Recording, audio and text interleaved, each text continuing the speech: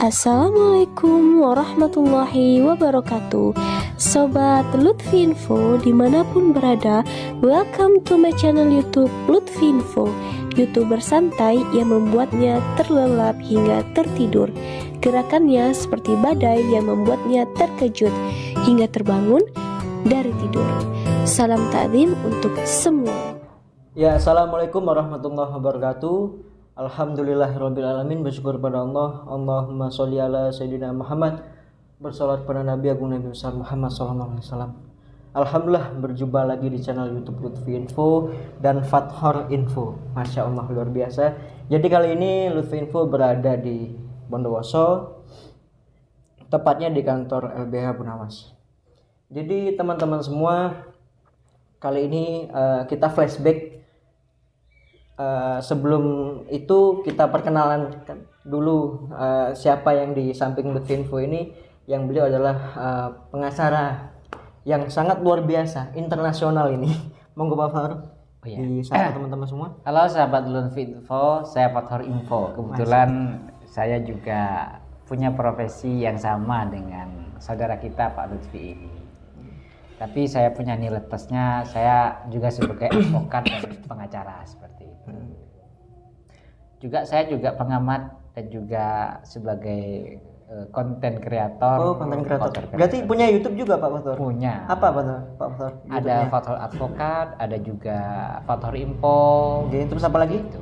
Sudah itu aja. Itu aja dulu, yang lain-lain. Oke teman-teman, ayo kita bantu subscribe. Dengan subscribe-nya itu insya Allah menambah. Walaupun kita tidak berjuang secara nyata, tapi dengan kita mensubscribe sama saja kita ikut serta dalam perjuangan itu. Jadi Pak Fathor, jadi Lutfi ingin bertanya. Jadi dulu sempat terkait kasusnya Gus Fahim itu di saat beliau belum ditahan saat ini itu kan, dan statusnya itu masih pemeriksaan. Itu sempat beredar video yang dimana itu ada Gus Fahim, ada Pak Fathor. Itu gimana ceritanya itu? Setahu Lutfi itu bahwasanya pengacaranya itu waktu itu Pak Fathor. Betul. Memang pada saat itu saya ditelepon langsung oleh Gus Fahim pada saat itu. Oh, langsung nelfon jenengan berarti Pak? Betul, langsung telepon saya. Terus? Saya sampaikan sama beliau, Gus, saya ini lagi berada di Bondowoso. Okay. Terus Gus Fahim telepon saya. Itu kira-kira tanggal berapa itu Pak Fathor? Tanggal 5. Oh, tanggal 5 itu. Berarti di saat istrinya melaporkan itu kan? Betul. Oh, okay, siap. Betul. Pada saat itu saya bilang, insya Allah Gus, mungkin dalam ini kan perjalanan dari Bondowoso ke Jember itu memakan waktu 1 jam kurang lebih, saya seperti itu. Akhirnya saya menyiapkan kuasa dulu pada saat itu, menyiapkan kuasa, dan bertemulah dengan beliau saya di depan Kapolres Jember pada saat itu. Di Polres Jember. Di Polres Jember. Pada saat di Polres Jember itu saya sama Gus Fahim bertemu. Kebetulan di situ juga ada timnya, ada stafnya mungkin di situ kan. Kami sempat difoto juga ketika penandatangan surat kuasa itu pada saat itu oleh beliau. Dan beliau menyampaikan beberapa kejadian-kejadian kepada saya pada saat itu. Kronologinya beliau sampaikan kepada saya. Terkait pelaporan daripada istrinya. Terkait pelaporan daripada istrinya. Dan beliau itu pada saat itu mungkin karena banyak pikiran, mungkin banyak. Itu berarti sempat tanda tangan gitu Pak? Sempat tanda tangan. Berarti sudah secara otomatis, secara legalnya kan sudah kuasanya kan? Sudah saya pengacaranya. Ke Pak Fathor gitu kan? Saya. Berarti di bawah naungan LBH Bunawas gitu kan? Betul. Kami dengan saudara kita LBH Bunawas itu merupakan satu tim sebenarnya. Jadi saya dengan Pak Bunawas dengan Lora Habib itu satu tim dan satu kantor. Dan pada saat itu memang menggunakan kantor saya yang ada di Maisan Bondowoso pada saat itu. Kenapa? Karena pada saat itu kami ada itikat baik karena ini masalah keluarga. Masalah keluarga. Karena itu juga aib juga. Juga bagi aib begitu. Saya kan sempat, ini kan istrinya. Kalau istrinya ini Gus, ini masalah internal. Tapi itu kan sama beliau itu. Bagaimana kalau sekiranya ada mediasi lah sebelum semuanya terlanjur membesar seperti itu, kata saya. Sampai saatnya itu media memberitakan ya, kasus yang sangat sensitif ini kan Pak. Betul, saya tidak menyangka kasus ini akan meledak seperti ini di Oh berarti sempat nggak menyangka? Nggak percaya, karena ini kan saya kan di benteng agenda Gus Fahim itu kan saya mengamati beliau itu sangat mengedukasi kepada masyarakat pada saya itu, dan juga memberikan pemahaman tentang bagaimana mencintai keluarga, mencintai negara, dan juga mencintai agama seperti itu. Dan saya amati beliau ini orang baik gitu ya. Jadi di saat sudah menandatangani itu Pak Fathor secara otomatis sudah menjadi kuasa hukumnya Gus Fahim. Itu selang berapa lama kok bisa akhirnya bukan Pak Fathor lagi? Itu gimana ceritanya itu Pak? Itu kira-kira 2 hari dari itu. Berarti 5, 6, 7 hari. Sama pas tanggal 7 itu kan? Pas tanggal 7. Okay. Pada saat itu Gus Fahim telepon sama saya. Oke. Okay. Karena pada saat itu Gus Fahim kan katanya ada tim, termasuk saya mungkin bagian dari tim gitu kan, bagian dari timnya beliau yang menurut persepsinya beliau kami adalah timnya gitu loh. Dan mungkin ada pengacara-pengacara, tapi seingat saya pada saat itu belum ada pengacara yang masuk, saya yang masuk pada saat itu gitu. Oh pertama kali berarti teman-teman semua ini coba dipahami semua, pertama kali adalah itu Pak Fathor yang mendampingi Gus Fahim. Karena di luar hubungan itu Pak Fathor dengan Gus Fahim itu hubungannya sangat baik sekali, sangat harmonis dan teman dekat, teman akrab. Jadi wajar lah menghubungi saudaranya atau temannya yang dimana Pak Fathor waktu itu kalau bisa dan berkenan untuk menjadi kuasa hukumnya. Betul. Oke. Berarti selama 2 hari saja Pak Fathor? Selama 2 hari saja. Jadi setelah itu gimana ceritanya tuh? Sempat 2 hari itu tiba-tiba Gus Fahim telepon, Pak saya ada yang nawari saya. Kenapa? Kan saya ada di Bondowoso. Yang ada apa Pak? Ada sempat yang nawari beliau untuk menjadi kuasanya seperti itu. Katanya karena dari Bondowoso itu terlalu jauh seperti itu. Jadi kenapa tidak pakai pengacara yang di Jember yang gitu? Di Jember lebih dekat, lebih cepat. Karena saya kan tidak memaksakan kehendak. Saya itu orangnya yang tipikalnya demokratis dan memberikan kalau merasa nyaman dengan siapapun silahkan kata seperti itu. Kalau menurut Pak Fathor sendiri kan secara hati nurani yang dimana jauh dekat itu kan nggak jadi halangan kan. Betul. Apalagi memperjuangkan hak-hak yang kebenaran itu bukan pembenaran, apalagi amanah daripada kuasa hukum itu yang dimana untuk menjaga kliennya gitu kan. Betul. Mau jangankan ke Jember, ke Surabaya pun beliau kejar. Ke Jakarta ke Jakarta pun dikejar gitu. Dikejar. Jadi Kalimantan saya juga. Masya Allah kan gitu teman-teman semua. Dan itu Pak Fathor nggak apa-apa dilanjut lagi di saat setelah menghubungi Pak Fathor akhirnya itu ingin ada bahwasanya Pak Fathor untuk menggabung jadi timnya atau gimana? Iya, saya sampaikan sama beliau begini kan saja Gus. Kalau memang sudah ada tim Gus Fahim untuk ada di depan atau bagaimana, saya berperannya di medianya saya seperti itu. Dalam artian saya dengan tim saya mungkin nanti akan melakukan pembelaan jika Gus Fahim membutuhkan seperti itu. Dalam artian begini, intinya pembelaan itu bisa lewat media massa atau media online atau media offline seperti itu. Jadi saya kan pengennya ini tidak sampai sejauh ini, maksud saya itu jangan dibesar-besarkan lah seperti itu. Kasusnya ini. Kasus ini jangan dibesar-besarkan, jangan seakan-akan ada konflik besar, tidak. Memang mungkin Gus Fahim ini karena banyak subscribernya mungkin berapa subscriber? Kurang lebih hampir 400.000 mungkin banyak fansnya dan banyak yang kontra dan pro juga banyak yang pro dan kontra, sehingga saya punya nuansa bagaimana meredam keduanya. Pada masa itu saya punya keinginan seperti itu, dalam artian kita ini hidup di Indonesia, hidup yang negara yang menganut ajaran Pancasila yang penuh dengan kedamaian, ketuhanan, dan juga sila-sila kemanusiaan, keadilan, persatuan itu. Sehingga saya beranggapan pada saat ini dan pada saat itu juga menyelesaikan permasalahan hukum itu diutamakan pertama adalah kekeluargaan dulu. Karena ini menyangkut istri sendiri. Pada saat itu kan saya seperti itu. Berarti Pak Fathor sempat menasihati Gus. Menasihati beliau. Gus ini istrinya sendiri loh Gus, gitu kan. memang Itu berat. responnya Gus Fahim gimana Pak Fathur? Respon Gus Fahim pada saat itu karena ya enggak tahu ada apa gitu kan. Tapi tetap menasihati beliau kalau bisa cooling down dulu seperti itu sama saya. Ayo kita ini kan janganlah saling menyerang satu sama lain saya seperti itu. Intinya Gus Fahim kan keluarga yang terhormat seperti itu intinya. Apalagi pengasuh pondok pesantren gitu. Pengasuh pondok pesantren itu kan. Jadi tidak usahlah terlalu dibuka di media massa seperti itu. Karena harus dibedakan jadi harus dibedakan Gus Fahim itu sebagai pribadi dia, sebagai seorang manusia sebenarnya seperti itu. Terus dibedakan juga Gus Fahim itu ketika dia menjalankan tugasnya sebagai seorang pengasuh gitu. Terus juga dibedakan juga Gus Fahim ketika orang yang sangat cinta terhadap negara, dalam artian begini. Intinya dia memberikan kritikan dan masukan itu mungkin bagian dari kontrol sebagai negara demokrasi bagi saya itu. Sehingga itu mungkin menimbulkan pro dan kontra.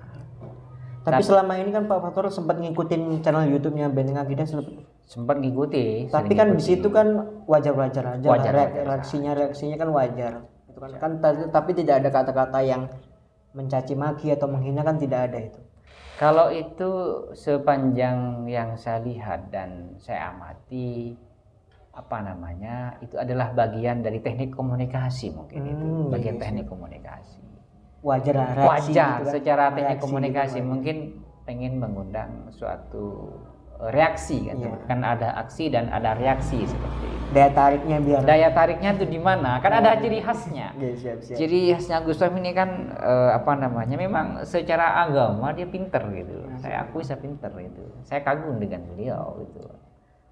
Dan kekaguman itu membuat saya mengikuti channel Benteng Akidah. Ternyata di Indonesia negara yang demokrasi ini banyak warna seperti itu. Ada yang berpendapat seperti ini, inilah kebinekaan. Saya maksudnya kebinekaan. Dalam ranah kebinekaan itu kita memupuk persatuan dan kesatuan walaupun beda pendapat. Tetap satu demi terciptanya kebinekaan itu yang merasakan kedamaian dan perdamaian. Pak Fathur, ini kan sempat ada yang bertanya gitu kan. Itu sebabnya apa kok bisa bukan Pak Fathur lagi yang mendampingi Gus Fahim? Apa sebab utamanya itu apa? Kalau itu mungkin masalah saya tidak bisa mengungkapkan di media massa itu. Karena apa begini? Saya seorang pengacara juga punya kode etik seperti itu. Yang kode etik itu saya menghargai klien saya, dia mau menggunakan jasa saya atau tidak seperti itu. Karena begini. Berarti no problem lagi. Bagi saya itu tidak masalah. Karena sesama pengacara itu kan terikat oleh kode etik itu. Selagi itu berniat baik, kenapa kita harus menghalangi atau apa kan? Saya tidak menghalangi siapapun, termasuk dengan pihak kepolisian saya akan kooperatif. Dalam artian begini. Kalau itu di dalam ranah hukum dan sesuai dengan tupoksinya, sesuai dengan hukum acaranya, kenapa tidak? Saya tidak akan menghalang-halangi itu. Akan tetapi jika ada suatu hal yang itu tidak sesuai dengan peraturan, baik itu dengan Perkap Kapolri maupun dengan acara pidananya ataupun hukum materinya, tentunya kami akan memberikan sebuah pemasukan juga gitu loh. Intinya karena pengacara itu di samping sebagai penegak hukum juga berhak untuk mengawasi, memberikan pendapat dan juga mengedukasi. Saya itu bagian dari yang akan mengedukasi itu. Saya dalam porsinya di sini adalah bagaimana memberikan edukasi pemahaman ke masyarakat bahwa perbedaan pendapat itu jangan dijadikan sebagai jurang pemisah gitu. Tapi jadikan khasanah kekayaan intelektual dari setiap generasi, dari setiap orang untuk bisa mewarnai negara ini. Katanya negara demokrasi. Wajar loh kalau kita ngeritik, yang penting kan tidak menghina atau menjatuhkan siapapun, apalagi sampai kata-kata kotor yang terucap lah kepada institusi atau apa personal atau apalah gitu. Jadi sewajarnya nggak masalah bagi saya itu mengkritik asalkan pertama kritikan itu adalah satu hal yang biasa dalam negara demokrasi. Bukti apa? Perhatian kita. Bukti kan? perhatian bahwa kita itu betul-betul sebagai warga negara gitu. Cinta sama tanah cinta air. sama tanah air. Jika dia melihat kemungkaran dan kebatilan, orang tuh harus bersuara. Oke. Apa yang dikatakan sebuah hadis itu, barang siapa yang melihat kemungkaran maka rubahlah dengan tangannya, dengan lisannya. Dan kalau dia tidak mampu, ingkari dengan hatinya, dan itu adalah lemahnya iman seperti itu. Intinya mendoakan aja. Mendoakan supaya kalau kita sekiranya menjadi dalam berbicara itu membawa fitnah, membawa hal yang tidak baik, lebih baik tidak disampaikan gitu loh. Memang dalam satu makalah itu katakan yang hak itu walaupun pahit gitu loh. Siap. Tapi bukan itu harus memilah tempat dan situasi dan kondisi seperti itu. Seperti masalah Gus Wahim mungkin sensitif mungkin ya. Kasusnya Gus Wahim ini sangat sensitif sekali, Sangat sensitif sekali. Karena akan tapi kan belum terbukti itu belum kan. terbukti, betul gitu. Makanya di dalam proses penyelidikan pihak kepolisian di dalam proses penyelidikan dan penyidikannya kan kita amati di media massa baik itu melalui medsos maupun oleh televisi. Kan saya juga kaget, saya tiba-tiba banyak diliput oleh televisi saya itu kan. Ya apalah saya gitu. Ya karena pertama kali Lutfi kan tahu di Kompas atau di mana itu. Betul. Sempat kok ada apa video atau fotonya Pak Fathor dengan Gus Wahim. Itu kita merasa alhamdulillah sudah didampingi oleh Pak Fathor yang dimana bukan hanya teman aja tapi sudah lebih daripada teman, yaitu saudara. Itu kan otomatis akan memperjuangkan apapun yang itu mungkin kebenaran. Walaupun seandainya Gus Wahim itu terbukti mencabuli, tapi kan belum terbukti teman-teman semua sampai saat ini dan tidak ada korban gitu. Jadi apa yang membuat Pak Fathor pertama kali kok ingin menjadi kuasa hukumnya di saat setelah ditelepon sama Gus Wahim itu? Pertama karena nilai kemanusiaan saya sebagai manusia. Tapi sempat melihat apa perkaranya, apa ini dilaporkan terkait apa gitu? Saya sempat mendengar langsung dari beliau. Gitu. Kalau ada permasalahan dengan istrinya sebenarnya, masalah keluarga. Jadi kan saya kan keberatan untuk berbicara di media massa ini karena masalah keluarga. Sama dengan kita punya celah di keluarga itu kan tidak enak diumbar di di medsos itu kan. Sehingga saya pada saat itu ketika ada wartawan Tribun kalau saya kan dengan wartawan dengan pers saya kan terbuka dalam artian untuk kebaikan edukasi, jangan sampai berita itu menyesatkan kan seperti itu. Ini masalah keluarga kok. Adapun yang lain-lain itu mungkin persepsi saya, opini saya mungkin saat ini adalah bumbunya saja itu. Sehingga saya punya suatu keyakinan, yang mana keyakinan itu mungkin nanti bisa dibuktikan di pengadilan gitu. Benar atau salahnya kan nanti di pengadilan. Kita ikuti saja nanti bagaimana proses. Tapi di media massa banyak yang menghakimi atau mengiringi opini sendiri. Ya di media massa itu kan. Itu bukan hanya YouTuber Pak. Ya? Tapi ada tokoh agama juga. Oh gitu. Yang minta dihukum inilah. Kan nggak wajar kan. Seakan-akan kan dia sudah menjadi hakim saja. Ya inilah namanya bagian dari resiko konsekuensi bernegara demokrasi dan kebebasan mengungkapkan pendapat dan pers seperti itu. Jadi memang tidak bisa dipungkiri kalau orang itu ketika melihat sesuatu dia itu langsung merespon dengan perasaan dan pikirannya dan hatinya dia gitu. Sehingga yang ternyata sifat karakter manusia itu ketika melihat suatu peristiwa, suatu kejadian, ada orang yang langsung berikan penilaian berdasarkan apa yang dia lihat. Ada juga yang menimbang dengan melihat fakta dan bukti-buktinya terlebih dahulu. Benarkah ini? Atau ini sebuah fitnah kan seperti itu. Sehingga kalau saya sebagai orang hukum itu memang harus dibedakan mana opini, mana fakta kan seperti itu. Kalau opini itu kan pikiran-pikiran berdasarkan pengembangan rasionalitas dia berdasarkan penemuan dia. Tapi kalau saya sebagai pengacara tentunya melihat fakta-fakta yang terjadi di lapangan seperti apa. Dan faktanya pada saat itu, ketika saya sampai di sana itu, di Polres Jember itu ya? Di Polres Jember maupun di kediaman beliau itu semuanya baik-baik saja gitu loh. Tapi sempat bertemu atau tidak dengan istrinya Gus Suhaim ini Pak Fathor? Kalau dengan istrinya belum pernah ketemu. Belum pernah ketemu. Karena pada saat itu saya memang kepada beliau sempat menyarankan begini, Gus, ini kan masa keluarga. Kita ini kan bagaimana keluarga ini utuh, tidak boleh sampai terjadi perceraian kan saya menasihati seperti itu. Bagaimana ini islah. Mungkin siapa yang tidak punya masalah dan keluarga itu pasti punya masalah seperti itu. Tapi bagaimana diredam saja dulu, Gus. Saya kan juga tidak terlalu mengambil kesimpulan yang terlalu berlebihan maksud saya itu. Karena ini dengan istrinya itu yang namanya hubungan suami istri. Itu pasti ada yang namanya sifat cemburu apa mungkin seperti itu. Sehingga saya itu sudah wajar lah Pak. Wajar bagi saya itu karena hubungan suami istri wajar. Sudah berhubungan gitu kan. Apalagi dengan istrinya itu lama kan berhubungan kan.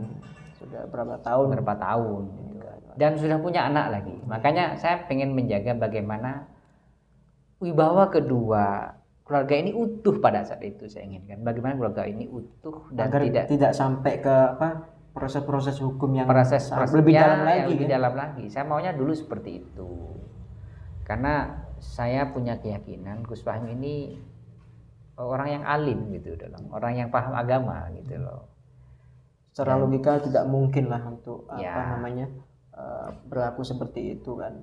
Ya kemungkinan secara logika saya, secara kasat mata saya tidak mungkin melakukan seperti itu gitu loh. Kalaupun mungkin pada saat ini pasti sudah ada korban atau yang melaporkan korban atau didampingi oleh santrinya kan gitu. Betul. Kan tapi yang melaporkan kan bukan ada korban, apalagi pasal yang dituduhkan kan terkait pencabulan. Oh itu. Nggak enak sekali. Sangat sensitif. Jadi apa namanya? Saya katakan kadang-kadang media massa itu menjadi hakim yang sangat kejam kadang-kadang. Kita tanpa melakukan, tanpa bukti-bukti juga tanpa hanya berdasarkan isu-isu, kadang-kadang seorang sudah dihakimi oleh media massa kadang-kadang. Padahal cuma sepihak saja. Terkadang media massa ini menjadi bumerang kadang. Di satu sisi membuat orang itu terkenal tinggi, tapi di satu sisi membuat orang itu terkadang jatuh gara-gara media massa juga. Makanya saya itu pokoknya kalau kita ngeklik di Google gitu, Jember pasti yang keluar cabul apa sampai segitunya tag di keyword di mana di Google gitu kan. Dan gini Pak Fathor, berarti selama 2 hari saja Pak Fathor mendampingi Gus Fahim itu kan? Iya. Setelah itu berarti sudah tidak apa? Gimana? Setelah itu kan pihak WhatsApp aja dengan beliau. Oh, pihak WhatsApp. Fathor saya begini, ya silakan Gus, kan mau ketemu dengan saya juga. Atur waktunya Gus, gitu kan. Sempat bertemu apa nggak itu? Sempat bertemu kan, ketika di rumahnya kan sempat bertemu sampai saya ke rumahnya beliau. Gitu. Dan ketika telepon-teleponan dengan beliau itu, saya kan selalu menyarankan. Ini masalah keluarga Gus, tolong sangat sensitif ini, soalnya Gus ini kan bukan orang sembarangan, intinya orang yang punya public figure. Takutnya nanti di make up atau dimanipulasi oleh media-media yang tidak bertanggung jawab seperti itu. Apalagi banyak yang tidak suka dengan Gus Fahim. Ya betul, apalagi yang kontra gitu kan. Ini bahasanya itu sangat keji sekali. Ya begitulah. Kiai cabul lah macam-macam. Apalah itu. Jadi sampai saat ini tepatnya tanggal 2 saat ini berarti Pak Fathor sempat ngikuti perkembangan daripada kasus Gus Fahim yang saat ini kan sudah berganti pengacaranya. Betul. Lagi dengan yang lama kan pertama daripada Pak Fathor, terus dari pengacara ini, terus di saat sudah menjadi tersangka dan malamnya ditahan itu beralih ke LBH Abu Nawas lagi gitu kan gitu. Yang alhamdulillah mudah-mudahan kan di saat pengacara yang saat ini itu mudah-mudahan istiqomah dan memperjuangkan yang dimana itu memang benar, bukan karena apa-apa gitu kan. Jadi Pak Fathor sendiri di saat menjelang besok pra peradilan gitu kan. Sempat dengar nggak Pak Fatur? Sempat dengar saya. Tanggal 3 ini. pra peradilan. Itu Pak Fatur nanti hadir apa enggak? Insya Allah nanti hadir, insya Allah. Insya Allah hadir. Artinya saya juga akan berikan dukungan moral kepada beliau. Dalam artian itu kemungkinan Gus Faim hadir apa enggak? Kurang tahu saya itu nanti. Karena kalau pra peradilan itu yang hadir itu pengacaranya nanti. Oh, pengacaranya saja. Siap. Ya, monggo dipimpin doa Pak Fatur terkait mudah-mudahan pihak-pihak yang penegak hukum, kan kadang kita ini kan sama di mata hukum. Oh iya Pak betul. Fatur, tapi belum tentu sama di hadapan penegak hukum. Betul. Kan gitu. Betul Pak. Mari kita doakan Pak Fatur. Pak Fatur kan juga kuasa hukum juga. Ya sebenarnya saya untuk berdoa ini tidak layak seperti itu. Tidak layak. Masih ada para kiai-kiai sepuh dan kiai-kiai yang layak lah sebenarnya. Tapi apalagi Mas Lutfi menyuruh saya ini. Monggo Pak Fatur karena yang Masya Allah luar biasa. Allahumma salli ala sayyidina Muhammad wa ala ali sayyidina wa maulana Muhammad. Allahumma hdi qaumi fa innahu la ya'lamun. Amin. Allahumma hdini fi man hadait. Ya Allah, berilah kami petunjuk ya Allah. Amin. Berilah kami hidayah. Amin ya Allah ya Allah. Dan tampakkan kebenaran itu kebenaran. Amin ya Allah. Dan kesalahan itu adalah kesalahan. Amin. Yang Allah sebaik-baiknya pemberi petunjuk dan pemberi hidayah. Sesungguhnya kami ini semua mengharap ridho dan syafaatnya Nabi Muhammad SAW. Berilah kami kekuatan menegakkan kebenaran ini, menegakkan kebenaran berdasarkan nilai-nilai luhur daripada Islam, daripada negara kita yang berasaskan Pancasila ya Allah. Wassallallahu ala sayyidina Muhammad. Subhanaka rabbika izzati amma yasifun wa salamun alal mursalin walhamdulillahi rabbil alamin. Oke, teman-teman, gitu saja video kali ini. Jadi biar jelas, tidak simpang siur terkait pemberitaan terkait pengacara apa gitu. Kan sudah jelas ini kan. Mudah-mudahan kita tidak menyalahkan atau kecewa, tidak. Karena itu mungkin ada sesuatu kebaikan rahasia atau sir yang Allah simpan di saat kedepannya yang akan lebih baik lagi. Itu saja. Saksikan terus di channel Lutfi Info. Insya Allah besok kita akan sidang pra peradilan. Insya Allah kita akan live. Gitu saja. Ila liqa fi amalillah. Assalamualaikum warahmatullahi wabarakatuh. Waalaikumsalam warahmatullahi wabarakatuh.